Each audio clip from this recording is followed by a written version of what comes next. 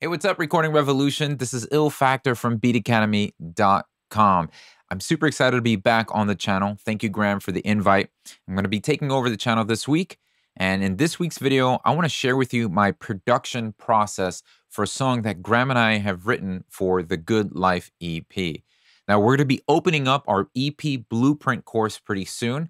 So if you want more information on how we walk you through A to Z on producing and creating your own EP and getting it out there to the world, then definitely get on the wait list by visiting recordingrevolution.com/EP.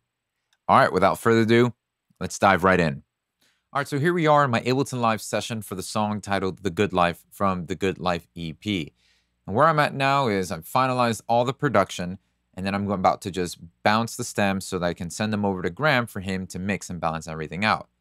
So I want to play you the original scratch demo. Now, normally throughout my creating and writing process, which is also documented in the EP Blueprint, so we'll go more in depth in that in there. But usually when I write either with another artist or singer-songwriter, I think at the very heart of what I'm striving for is just coming up with either the progression, an overall core theme or core idea that will elicit or inspire me to start creating some melodies that then we would start putting down. So I'm going to play the rough core skeleton of the idea, which I saved in the session. I want to A-B. You're going to listen to that, and then I'm going to go ahead and play the final production version of that. So I'll take a little bit before the first chorus here.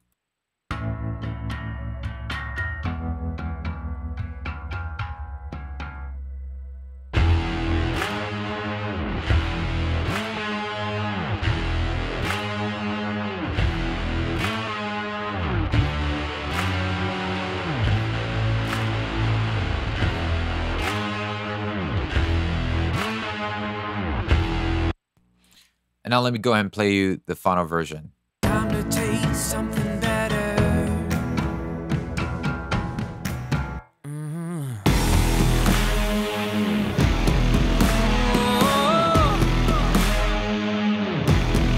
This is the good life I've been searching for.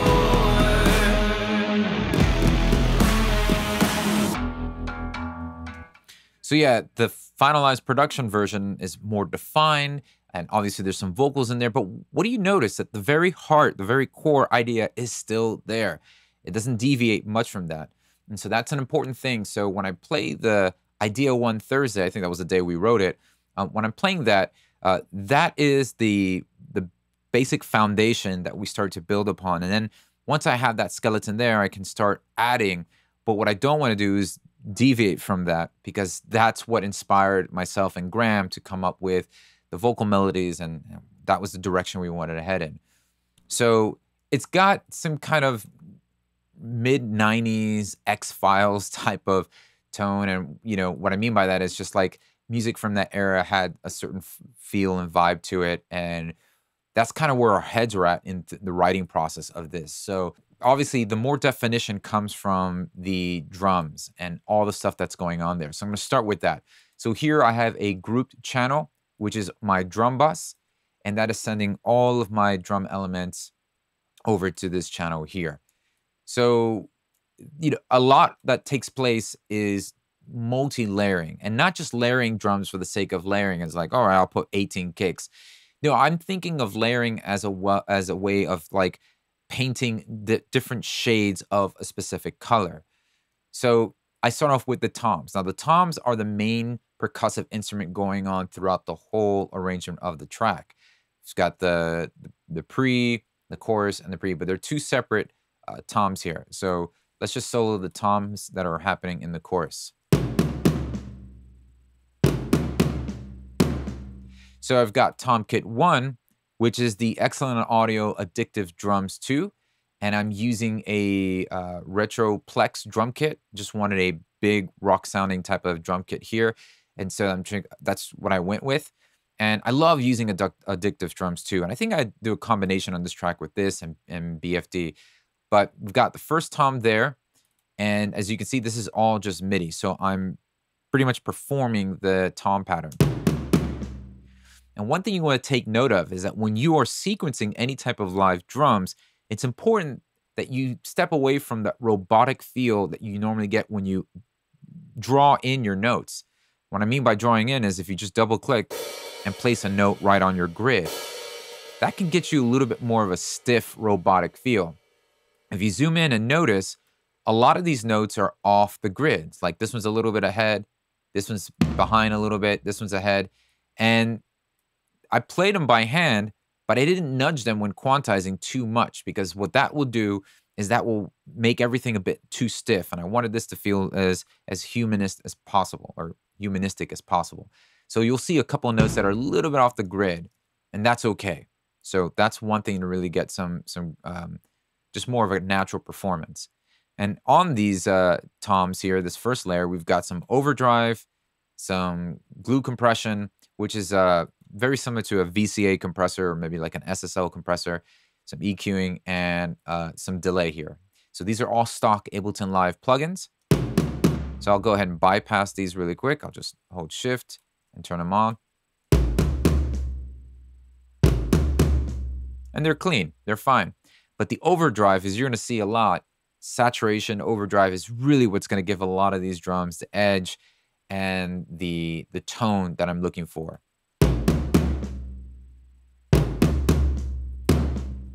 And just EQ and put the compressor back on. And that is Tom 1. And now we have another layer here. So this is what I meant by layering. So we've got that Tom 1 with the XLO audio drum kit. Then we've got these big toms, which are sample toms. And this is not changing in pitch as Tom 1 was. So that's more of a deeper tone. And then the top one is just like a warehouse tom sample that I had. And I'm just layering that tom in there for the purpose of giving the first tom track texture.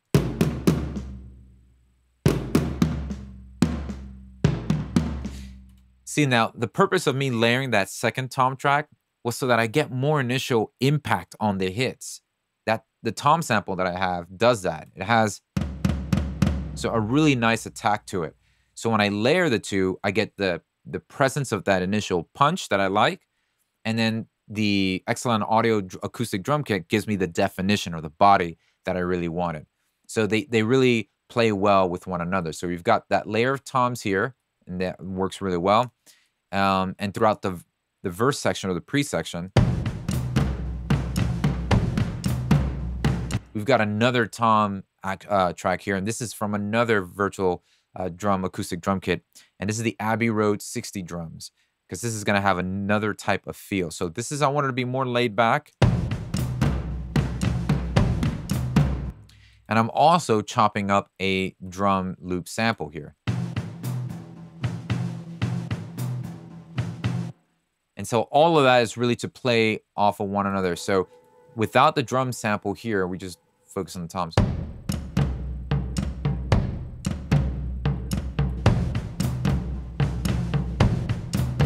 Adds that nice movement to it. So that's what's going on there. And then we have the toms in the chorus section, creating a lot of the upbeat rhythm. Then we have our snaps happening on this is actually just going on through the verses. I'll get back to that. But then I've added a kick drum to just really give that punch on the lower end at every downbeat. So let's bring all the toms back. And the kick. And then snare. Now this snare, it's really just focusing on the low mid to give a little bit of that low mid punch.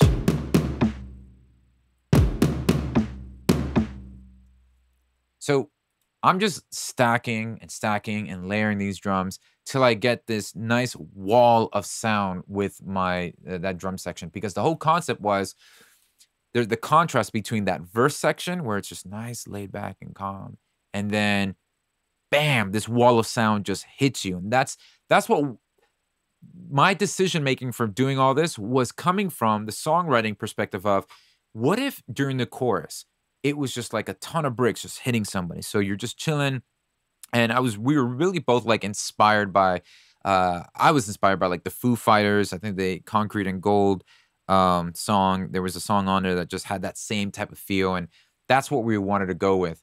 So that's kind of the reason behind me wanting to layer all these drums together. So we've got this drum loop here. Now this is the main guy in all the drums because he has that big clap and the texture. So all I have on this track is just an EQ to balance it out with all the rest of the drums, and that's important too. So I'm going to go ahead and layer that drum loop with the toms that we've added, the kick, and the snare.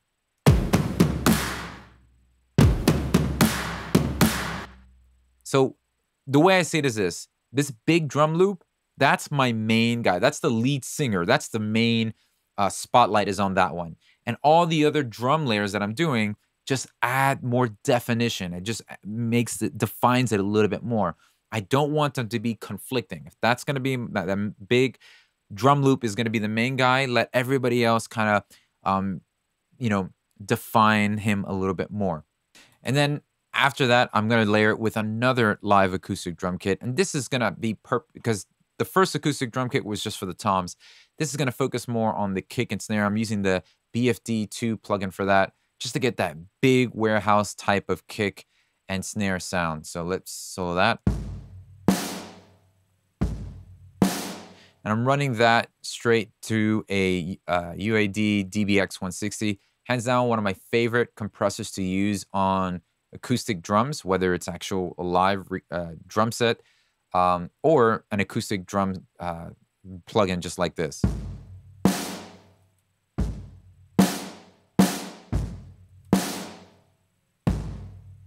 It really helps the tail end of that snare and that kick. When I take it off, it's ka. But with the compressor on there, the tail really stands out a lot more, and that's what I like about it. Then the overdrive really just saturates and gets that tone.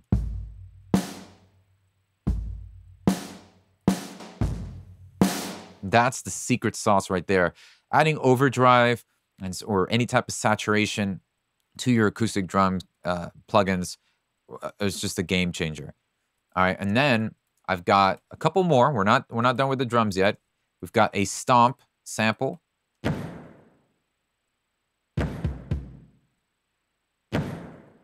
Again, this is to accent. So I'm not using this all the time. I want some breathing room to happen. So this is just to accent that first hit here. And those are always good things to have certain elements or certain layers just accent certain parts of a rhythm.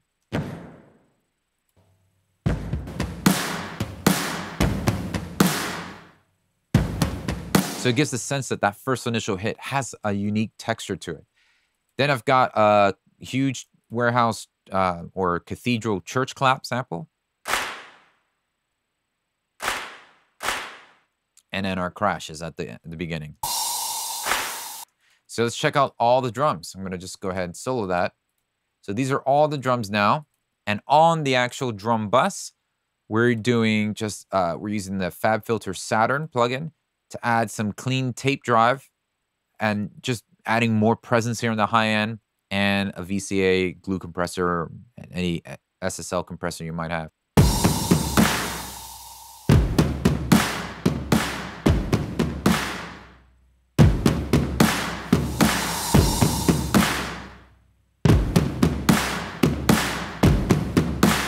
Now what we have the drums in place, let's add some extra power to them by having an 808 bass line just double with the kick pattern.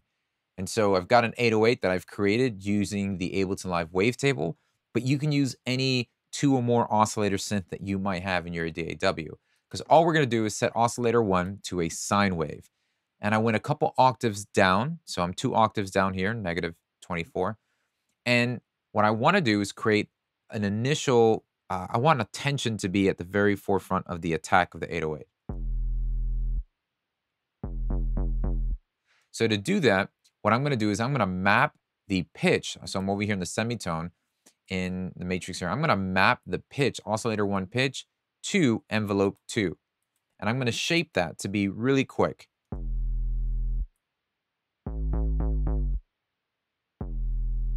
So that I get that initial jump up with the pitch and right back down. And that's a cool way to really get a lot more of that attack presence in your 808s if you're creating it from scratch. Then, so that we can hear it, I'm using the Ableton Live drum bus plugin to add some drive, mid-range crunch, and to beef up the low end, get that girth from the low end here using the subharmonic boom knob. And the transients here is going to help the body of the 808 linger a little bit longer. But what gives the characteristic and tone is a fuzz distortion that we're adding. And I'm using the Audio Damage plugin. This is an absolute free plugin. You can visit Audio Damage and download it. I love this distortion plugin. Use it on a lot of things.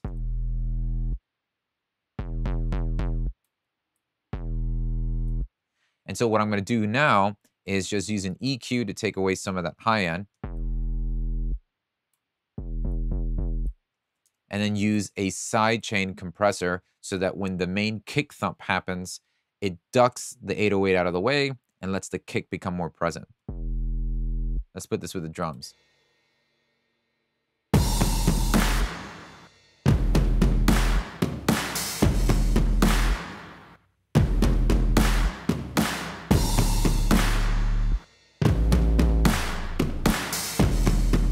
Now we got a couple different bass synths happening here.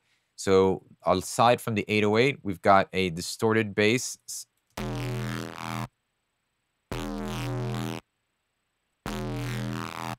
And this, I'm using a VST instrument called Serum. And it's just a preset, went through, looked for it. It's the bass preset, Dark Weight. Something that just had some growl to it. And I love the way it sounded and just went with that. And just used an EQ to leave some of that low end space for the 808. I wanted the 808 to carry most of the low end weight.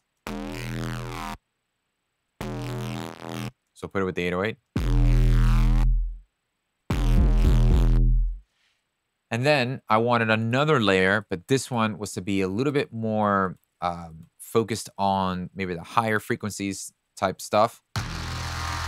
This had more of, distorted one shots and things like that I've found from a plugin called Arcade, and then print it into audio so that I can layer it with these two different basses.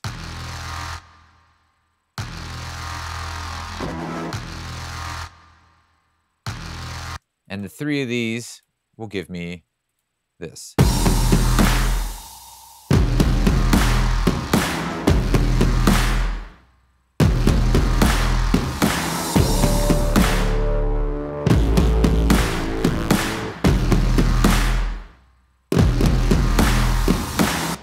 Then we have our main synth lead. This was the main core element in the demo version that I started off with. And this is a synth called Absinthe by Native Instruments. And the patch is called Screaming Leader. Now, I knew the sound of this patch, and in my mind, I immediately went to, wow, okay, this is that's the kind of sound I wanted to have. So almost playing the part of the guitars without having the guitars in there. So here's the main synth. Now, almost like we talked about with the drums, where you had the main drum loop and everything else around it, the layers were defining that. This is the main bass line, and all the other things are going to help just define it, right? So that's let me just turn off some of the processing here. So this is the synth by itself.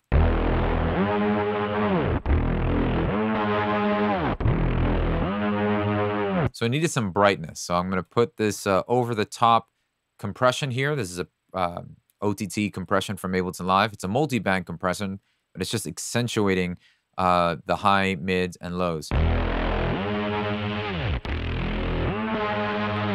Then I'm using Ableton Live's drum bus plugin to add some more crunch and drive. And the transient knob is going to give more sustain, so I get a little bit more body with the preset.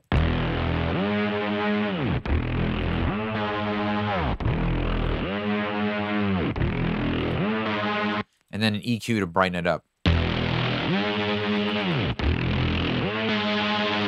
Then I was using this plugin here by Acoustic Audio just to add a little bit more boost in the low end and some boost here on the high end as well.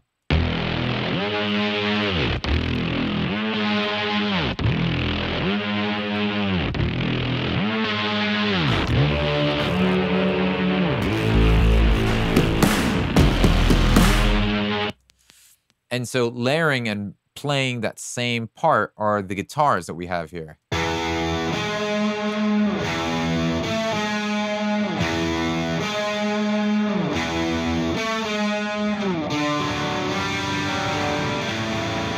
And I love that part here because that's one thing that the main synth isn't doing.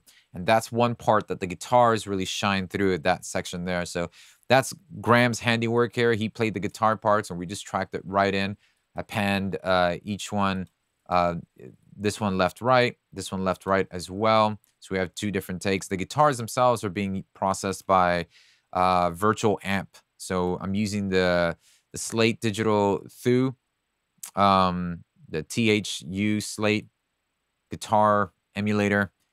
And I was actually just giving it a try and I actually like the results. So here's what we're using for this guitar. So I'll bypass this and we'll bypass that. So we can just have those two guitars.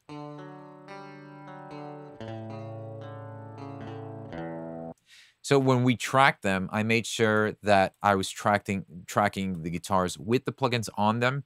And it gave Graham a better sense of performance as he was able to hear the guitar being ran through the plugin. So he's like, oh, okay, it feels huge and big and edgy.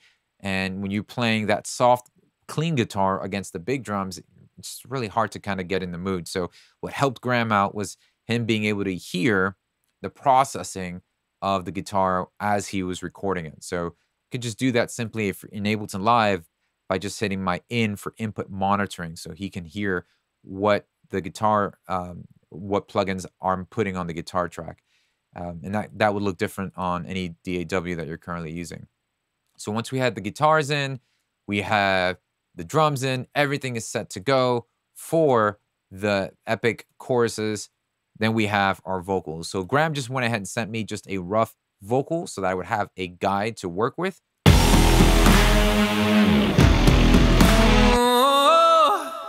So this is just a 2-track bounce of those vocals. And it's really all I needed to create the vocal effects that I wanted to create, that I thought would add an extra layer of goodness. So here's where I have a vocoded vox. So this is a vocoder tweaking the main vocals that were sent from Graham. So all I did was I copied this same exact part, just drag and drop it here, right? Same placement. I'm using the Vocal Synth 2 plugin by Isotope, and I'm setting it over to the MIDI mode because I want to be able to trigger the notes that are going to be affecting the vocoder. So that's where this MIDI track below it comes into play. So this MIDI track are the notes that I'm choosing to trigger this plugin with. This is the good. So now let's go ahead and solo the vocoder track. This is the good life I've been searching for. And it's really cool to also add just harmonic presence. So two things here. I'm adding some really cool vocal texture, but also with the notes that I'm playing, you're getting this nice harmony that's playing with it too. This is the good life I've been searching for. So that's layered with that main vocal. And then we actually have some harmony vocals on top of that as well. This is the good life I've been searching for. And so that's me doing the harmony vocals here. So I just got 1, 2, 3, 4, about 6 vocals, hard pan left and right. Definitely got to be rocking some tuning here. So I have just the some auto tune plugin or the Waves Real Tune plugin on each track just to deal with any intonation that I might have. And that's it. So this with the vocoder and our main vocals, that's what we got here. This is the good life I've been searching for. So once we got all those parts in, that creates this nice epic chorus So I'll go play a little bit before. I'll actually take it from over here, the second chorus, which has a couple more elements that the first one doesn't. Taste of something so much better.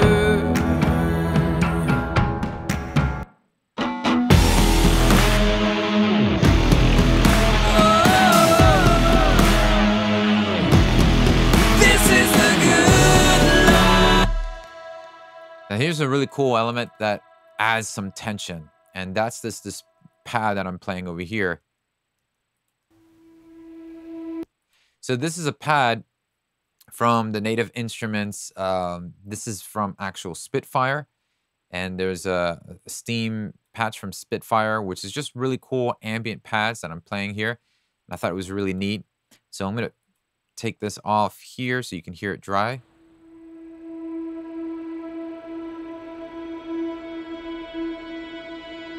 Really cool ambient stuff, but then running it through the amp and automating. And automation is such a big way to add tension and release into your projects. So what I'm going to do is automate this pad so that you hear no amp simulator on it. And then as we start to build and build, we're going to increase what we're going to increase the effect of the amp simulator.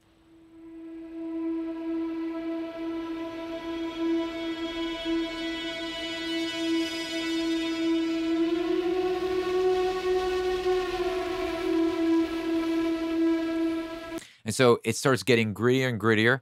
And now with this effect rack, what I decided to do here was I decided to do the same thing with some digital distortion. So I'm going to downsample this right over here. And what this is going to do is going to give the effect that it's just collapsing on itself, and it just gets louder, louder, louder, louder, and then boom, to nothing. And that's what gives a really cool texture to close the end of the song with.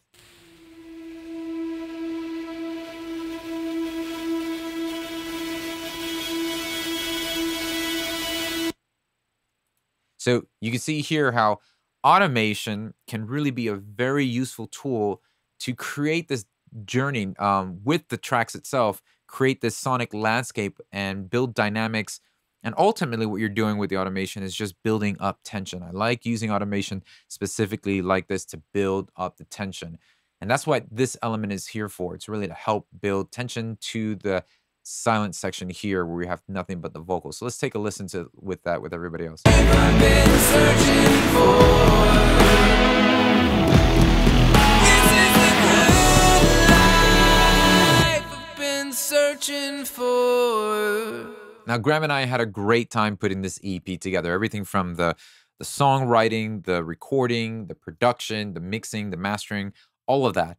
And what excited us even more was the idea of documenting all of that, compiling all the aspects of the production of the EP, putting that into a course, along with the essentials of understanding how to hold yourself accountable to actually releasing this EP and all the things that you need to do to create the right traction with the EP once you complete it. So all that's put together in a course called the EP Blueprint. And we've had many people take this course and go on from never releasing any type of music before to releasing a full body of work that they're absolutely proud of. So if you want more information about this EP Blueprint, we're going to be opening up very soon. Be sure to get on the waiting list by visiting recordingrevolution.com/EP. Or you can simply click the link below in the description box to get on the waiting list. Once again, thanks for watching. Be sure to subscribe, and we'll see you next time. Hey friend, this is Graham here from recordingrevolution.com. And this is Ill Factor from beatacademy.com. And we want to tell you about something super, super rad that we're doing. We love working on music together. We did a couple singles together, and we decided, hey, selfishly, let's make a whole EP together. Yeah. And then we thought about like documenting it. Yeah. So you could see the whole process. But then we wanted to take it a step further, and we like, wait, we can't just document this. Let's teach you how we actually create EPs step by step by step, and we want to bring you into that process. Yeah, so we want to invite you into the whole process of creating an EP, and not just creating it, but we also want to walk you through what happens when you're done with that EP. How do you get it out into the world, and how do you actually build traction with the music that you've created? So from no song idea to polishing up a final master to releasing it digitally to get it on Spotify and all the other platforms to getting your first 1,000 streams online, this program is going to walk you through our step-by-step process. So if you're a singer-songwriter or in a band and you just want that little push or kick in the butt to actually release some new music this year and actually get some traction with it, then this program is for you. Just hit the link below this video to sign up for the waitlist so you get first dibs and first access to when this course drops. We can't wait to bring you into the studio and show you our process. Super excited. We'll see you there.